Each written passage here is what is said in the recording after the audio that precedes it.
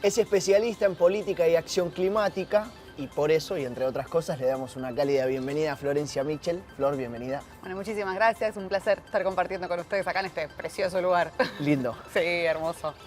Arranco de una porque el cambio climático no estaría dando mucho respiro. Y si bien a veces intenta disociar, la pregunta que te hago es si el debate climático debe estar enmarcado necesariamente dentro del debate económico. Creo que el debate climático se tiene que estar dando en todos lados. No necesariamente, no únicamente en el marco económico, no únicamente en el marco ambiental, no únicamente en el marco social y cultural. Creo que tenemos que lograr atravesar todas nuestras discusiones con esta mirada de futuro que nos propone el cambio climático, porque para mí hay algo diferencial en las discusiones que tenemos con respecto al cambio climático, con respecto a otras cuestiones ambientales que son como mucho más presentes, mucho más contundentes en nuestro día a día. El cambio climático, más allá que, como decías, nos está dando evidencias bastante contundentes, lo tenemos que pensar también como un proceso y un desarrollo que se va dando a futuro, ¿no? Entonces, creo que el gran desafío que tenemos los que nos dedicamos a cambio climático en este momento es lograr atravesar todas las discusiones de todos los ámbitos y sumar en realidad a esos ámbitos a la discusión sobre cambio climático. Sin duda la discusión desde el lado económico tiene una relevancia, una gravitación muy particular, porque al fin y al cabo es desde donde se mueve la aguja, si se quiere, ¿no? Desde donde podemos llegar a mover la aguja con respecto a los grandes procesos de transición y los grandes cambios que tenemos que dar para resolver el problema de fondo, que son las emisiones de gases de efecto invernadero, y el problema coyuntural, que es adaptarse y responder a las emergencias que surgen y se agravan por el cambio climático. Pero no tiene que ser excluyente. Es importante la discusión, hay que darla desde el marco económico-financiero sin duda, pero no excluyente desde ahí porque no nos va a alcanzar, me parece. Paralelamente también hay focos puestos en lugares donde entiendo que no deberían estarlo, como por ejemplo países desarrollados o los más importantes invirtiendo en armamento en vez de un modelo de transición. Difícil, así. Difícil y quizás hasta un poco hipócrita cuando escuchamos en muchas discusiones internacionales que no va a alcanzar la plata para resolver el problema del cambio climático y vemos las grandes inversiones que se están haciendo en armamento, en la carrera armamentística a nivel global, con una situación global geopolítica bastante compleja en este momento que no solo hace que los flujos financieros vayan a parar a este tipo de inversiones, sino también la atención. Y eso creo que para estos años, y se viene viendo incluso desde que empezó la guerra en Ucrania, el foco de atención a nivel mundial se fue corriendo o diluyendo de la fuerza que tenía en las cuestiones ambientales, donde habían resurgido un montón de discusiones, la discusión sobre cambio climático muy fuerte desde el Acuerdo de París que se fue diluyendo, discusiones como todo lo que tenía que ver con contaminación por plásticos que venía muy fuerte, con el cambio de atención en un punto también se diluyó. Entonces, bueno, no es solo una cuestión de hacia dónde van los flujos financieros en esta nueva situación geopolítica, sino cuánta atención le estamos prestando a estas otras problemáticas que complejizan aún más una situación geopolítica compleja, pensando en los migrantes que se empiezan o los flujos migratorios que se empiezan a generar por problemas climáticos, que en realidad uno lo ve en los números y no deja de ser migrantes económicos como lo fueron siempre, que van en busca de una mejor vida, pero esa situación económica está empobreciéndose, haciéndose mucho más difícil para ciertas comunidades, culpa del cambio climático, ¿no? Creo que tenemos que empezar a ver lo que decía antes, el cambio climático como algo que atraviesa y complejiza situaciones preexistentes, más que como únicamente un problema en sí mismo. ¿Notás, Flor, un avance en lo que se conoce, y de paso, si podemos explicarlo, responsabilidad común o histórica pero diferenciada? No, todo lo contrario. Todo lo contrario. Todo lo contrario. Las responsabilidades comunes pero diferenciadas fueron un principio que rigieron las negociaciones internacionales, en particular de cambio climático, allá por el 92, cuando surge la Convención de Naciones Unidas sobre Cambio Climático. Río de Janeiro. Río de Janeiro, después con el Protocolo de Kioto, todos esos primeros grandes acuerdos en relación a cambio climático tienen una fuerte componente de esto, ¿no? Las responsabilidades comunes pero diferenciadas. Todos aportamos al problema, pero sin duda hay ciertos...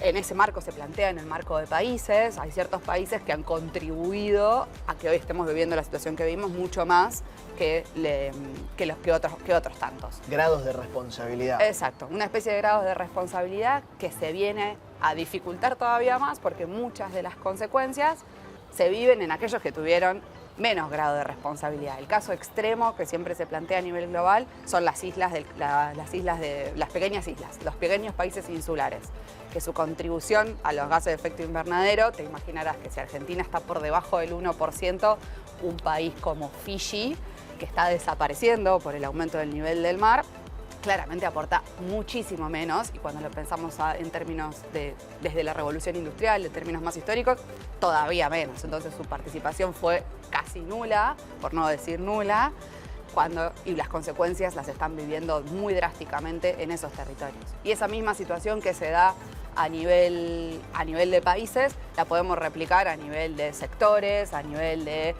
grupos sociales que han tenido mucho más acceso a consumo y por ende a una mayor cantidad de emisiones de gases de efecto invernadero generados que otros tantos que son generalmente las poblaciones más vulnerables, que son las que más sufren el cambio climático al momento que tenemos un evento extremo de estos que se repiten cada vez más y con más fuerza, como lluvias torrenciales, vientos, inundaciones, o sus economías dependen mucho más de actividades que donde el clima tiene un alto impacto, donde la sequía, un periodo de sequía prolongado como los que tuvimos hasta el año pasado, tiene un efecto o tienen menos espalda para dar respuesta a esas situaciones.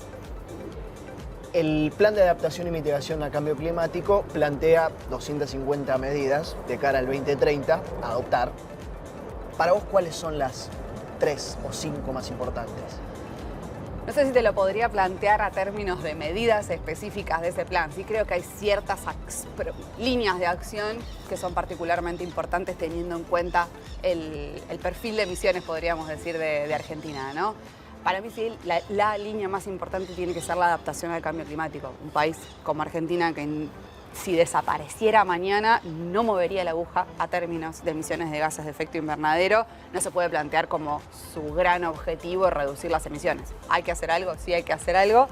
Y yo creo fundamentalmente que tenemos que hacer algo porque es una oportunidad para mejorar nuestra competitividad como país a nivel global, porque tenemos la gran capacidad como país de producir con menos emisiones de gases de efecto invernadero, productos que el mundo está requiriendo y necesitando. Por ejemplo, comida. Tenemos un sector agrícola ganadero que sí es responsable de casi la mitad de las emisiones de gases de efecto invernadero, pero que si hiciéramos bien esa ganadería, esa agricultura, si pudiéramos implementar masivamente medidas que ya existen, que los productores incluso ya conocen, pero solo lograr escala en esas medidas, podríamos estar produciendo alimento para el mundo de forma mucho más sostenible. Y ahí empieza la discusión sobre la deforestación, por ejemplo, y cómo estas actividades impulsan o no, o pueden o no, o podemos evitar que impulsen la deforestación. Pero incluso en esa situación, la gran medida de Argentina tiene que ser la adaptación al cambio climático y eso requiere fundamentalmente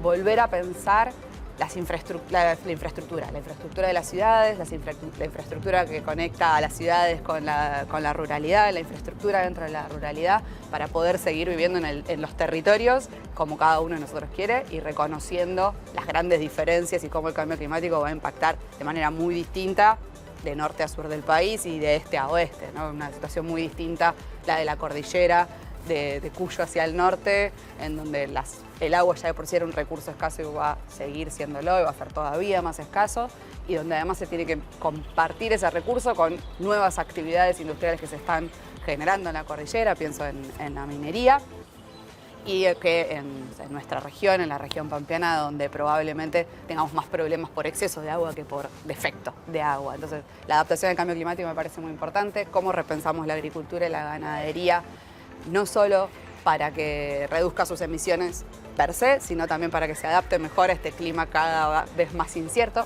que tenemos y que vamos a seguir teniendo, según indican los estudios, y cómo la transición energética en lo que es generación para nuestras casas, generación de electricidad o calor para nuestras casas, pero también a la hora de la movilidad. Creo que Argentina tiene entre sus emisiones de gases de efecto invernadero el transporte de las personas y de las cosas que transportamos es súper importante, se lleva casi el 15% de las emisiones, comparado con lo que son el resto de los países es mucho la participación que tiene el transporte. Entonces, ¿cómo podemos pensar el transporte de las mercancías más que nada, que es lo que más emisiones genera?